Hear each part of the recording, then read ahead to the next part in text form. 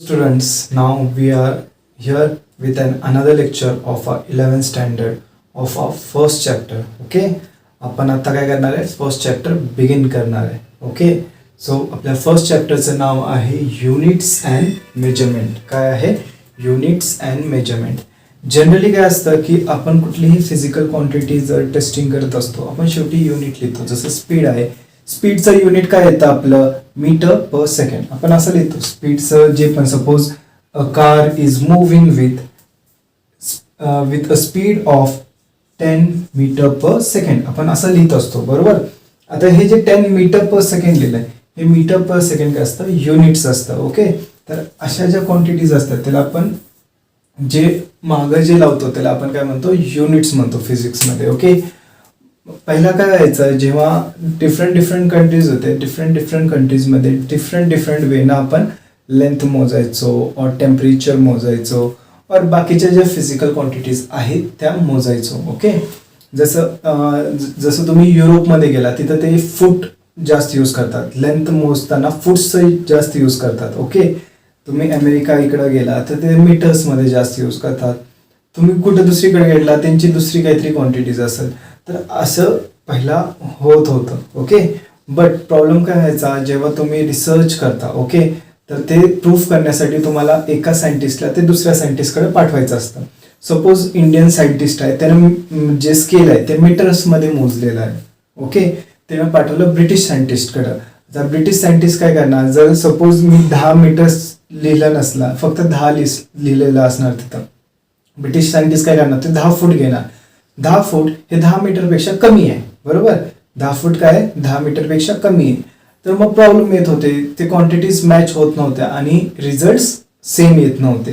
त्यामुळे काय व्हायला लागलं, असं मिसमॅच होतं. त्याच्यामुळे काय झालं, 1971 मध्ये असे हे सगळे सायंटिस्ट होते, ते एका जागी जमले आणि त्यांनी सिस्टम इंटरनॅशनल, काय SI युनिट्स म्हणतो आपण, SI युनिट्स, काय सिस्टम इंटरनॅशनल, ह्याची स्थापना केली. ओके, याची स्थापना केली आणि त्यांनी एक लॉ बनवला की हे जे युनिट्स आहेत, जे सिस्टम इंटरनॅशनलच्या खालती येणार, ते आपले फंडामेंटल युनिट्स असतील. काय असतील, फंडामेंटल युनिट्स असतील. आणि हे फंडामेंटल युनिट्सच सगळ्यांनी all over the world use करायचे. काय करायचं, जे फंडामेंटल युनिट्स आहेत तेच सगळ्यांनी all over the world use करायचे. ओके, तर स्टार्टिंगला कसं व्हायचं, कोणी CGS वापरायचं, CGS centimetre gram second. Okay, कोणी कुठली सिस्टीम वापरायचे, MKS मीटर किलोग्राम सिस्टीम. कोणी काय वापरायचं, FPS फूट पाऊंड सेकंड. असे वेगवेगळे सिस्टीम वापरायचे. त्याच्यानंतर काय झालं, आपण सिस्टम इंटरनॅशनल घेऊन आलो. ओके, काय घेऊन आलो, सिस्टम इंटरनॅशनल. आणि ह्याच्यामध्ये काय झालं आपलं, की आपण काही क्वांटिटीज आहेत ह्या फिक्स केल्या. काही क्वांटिटीज आहेत ह्या फिक्स केल्या. आता ह्या फिक्स करताना आपण काय घेतलं, की आपण बघितलं फंडामेंटल क्वांटिटीज कोणत्या आहेत. काय फंडामेंटल क्वांटिटीज कोणत्या आहेत. आता फंडामेंटल क्वांटिटीज काय असतात, the quantities which do not depend upon any other physical quantities for their measurement are called as fundamental quantities. काय, the quantities which do not depend upon any other physical quantities for their measurement are called as fundamental quantities. ह्या ज्या काय असतात, fundamental quantities असतात. Okay, त्याला आपण काय म्हणतो, फंडामेंटल क्वांटिटीज. बरं, त्या फंडामेंटल क्वांटिटीज कोणत्या आहेत, लेंथ आहे, मास आहे, टाइम आहे, टेम्परेचर आहे, इलेक्ट्रिक करंट आहे, ल्युमिनस इंटेन्सिटी आहे आणि अमाऊंट ऑफ सबस्टन्स. ओके, ह्या 7 फंडामेंटल क्वांटिटीज आपण SI युनिट अंडर घेतो. काय करतो, ह्या फंडामेंटल क्वांटिटीज आहेत. कोणत्या आहेत, फंडामेंटल क्वांटिटीज. आणि त्याचे SI युनिट्स, आपण लेंथ कशात मोजणार, मीटरमध्ये. ओके, मास कशात मोजणार, किलोग्राम मध्ये. ओके, टाइम कशात मोजणार, सेकंड मध्ये, आर मध्ये, मिनिट मध्ये मोजायचं नाही. टेम्परेचर केल्विन मध्ये, इलेक्ट्रिक करंट एम्पियर मध्ये. काय, इलेक्ट्रिक करंट एम्पियर मध्ये. Luminous intensity candela. आता ल्युमिनस इंटेन्सिटी काय असतं, ल्युमिनस इंटेन्सिटी म्हणजे अमाऊंट ऑफ लाईट. आता तुम्ही ह्या रूम मध्ये आहे, ह्या रूम मध्ये किती लाईट आहे त्याला आपण काय म्हणतो, ल्युमिनस इंटेन्सिटी. त्याला त्याचं युनिट काय आहे, कॅन्डला. ओके, त्याला आपण CD म्हणतो. कॅन्डला म्हणजे कॅन्डल. कॅन्डल काय करते, आपल्याला लाईट देते, म्हणून ते कॅन्डला युनिट असं आलेलं आहे. अमाऊंट ऑफ सबस्टन्स, सबस्टन्स किती आहे ते आपण कशात मोजणार, मोल मध्ये मोजणार. कशात मोजणार, मोल. आणि त्यांचे सिम्बॉल्स दिलेले आहेत. मीटर कधी पण स्मॉल एम लिहायचा, कॅपिटल एम लिहायचा नाही. किलोग्राम स्मॉल के जी लिहायचं. Second small S. Kelvin capital K, kelvin capital K. Ampere capital A. Candela small C D. Mole small mole म्हणून लिहायचं. समजलं? तर हे त्याचे सिम्बॉल्स आहेत.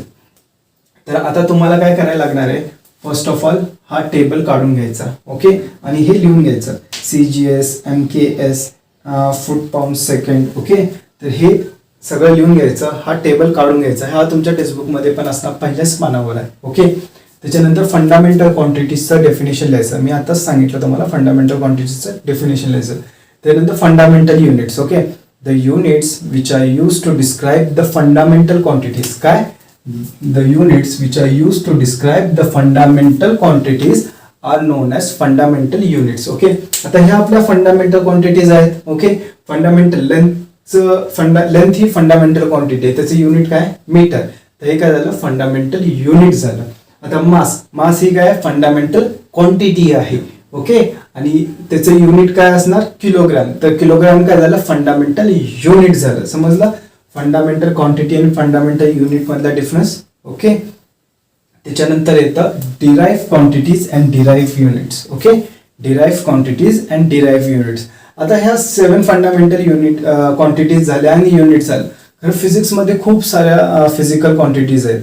त्यांचं युनिट त्यांनी कसं काढायचं? फक्त 7 थोडी आहेत, हजारो लाखो आहेत आपल्याकडे फिजिकल क्वांटिटीज. त्यांचं कसं काढायचं? जसं फोर्सला आपण न्यूटन म्हणतो. न्यूटन कसं काढलं तुम्ही? ओके, तर ते काय आहेत? आपले डिराइव्ह युनिट्स. काय आहेत? डिराइव्ह युनिट्स आहेत. ओके, आणि ते कसं काढतो आपण? Derive units are form by combination of this 7 fundamental units. Okay, derive units are form by combination of this fundamental unit. For example speed. Speed आपण कसं लिहितो? Speed is equal to distance upon time. बरोबर? Speed is equal to distance upon time. Distance कशामध्ये मोजतो? Okay, distance म्हणजे काय झालं? आपलं लेंथ. बरोबर? डिस्टन्स काय झालं? आपलं लेंथ झालं. तर लेंथ कशामध्ये मोजतो आपण? मीटरमध्ये मोजतो. बरोबर? आणि डिस्टन्स अपॉन टाइम. टाइम कशात मोजतो आपण? सेकंड्स मध्ये. बरोबर? टाइम कशात मोजतो आपण? सेकंड्स मध्ये. बरोबर? तर स्पीडचं युनिट काय झालं? Metre per second. ह्याला काय म्हणतो आपण? Metre per second. Divide form मध्ये असतं. ह्याला लिहिताना कधी कधी मीटर पर सेकंड असं लिहितात और मीटर पर सेकंड असंही लिहितात. समजलं? इनवर्स म्हणजे काय? डिनॉमिनेटरची क्वांटिटी. बरोबर? आपण शिकलोय मॅथ्स मध्ये. इनवर्स म्हणजे काय असतं? डिनॉमिनेटरची क्वांटिटी असते. समजला? तर हे आपण हे काय झालं? आता स्पीडचं युनिट जे आहे, हे स्पीड काय आहे? डिराइव्ह क्वांटिटी आहे. काय आहे? डिराइव्ह क्वांटिटीज आहे. ओके, आणि त्याचं युनिट काय आहे? Metre per second. हे काय झालं? Derive unit. ओके, तर डिराइव्ह क्वांटिटीज काय असतात? The quantities which are formed by some or all 7 fundamental quantities are called as derived quantities. And the unit used for these derived quantities are known as derived units. Okay, त्याच्यानंतर येतं आपल्याकडे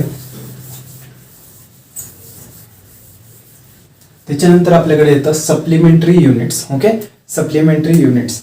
आता काय झालं? हे 7 fundamental units आपण केले, पण त्यावेळेस कोणाच्या लक्षात आलं नाही की आपल्याला अँगल पण पाहिजे. काय पाहिजे? अँगल पण पाहिजे.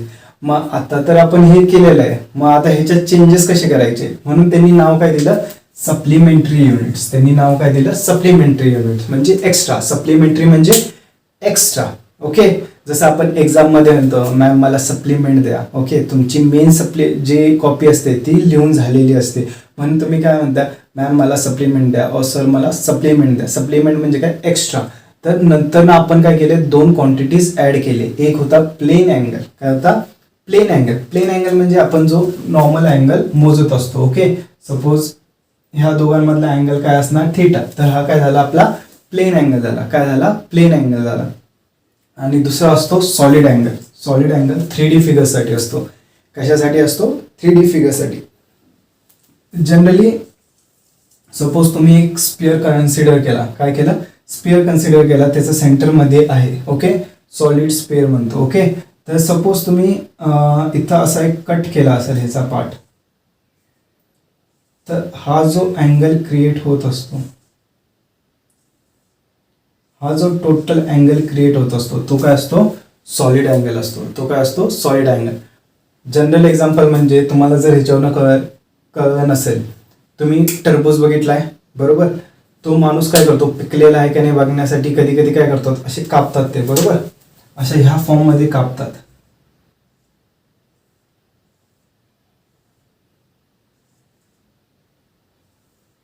अशा ह्या फॉर्म मध्ये ते कापतात. ओके, तर टरबूजला काय करतात, असं कापून घेतात. ओके, तर कापून तुम्हाला काढून दाखवतात तो पीस. आता तो पीस जो असतो तो सेंटर मधून काहीतरी अँगल बनवत असतो, आणि हा जो अँगल असतो त्याला आपण काय म्हणतो, सॉलिड अँगल म्हणतो. आणि त्याला आपण डिनोट कशाने करतो, ओमेगाना. कशाने करतो, डिनोट ओमेगाना. आणि प्लेन अँगलला थीटाना. ह्याला लिहिताना कधी कधी डी ओमेगा पण लिहितात. ओके, आणि ह्याला डी थीटा पण लिहितात. आता हे डी ओमेगा डी थीटा आपण सेकंड चॅप्टर मध्ये तुम्हाला समजेल नेमकं काय असतं. समजलं, तर प्लेन अँगल आणि सॉलिड अँगल.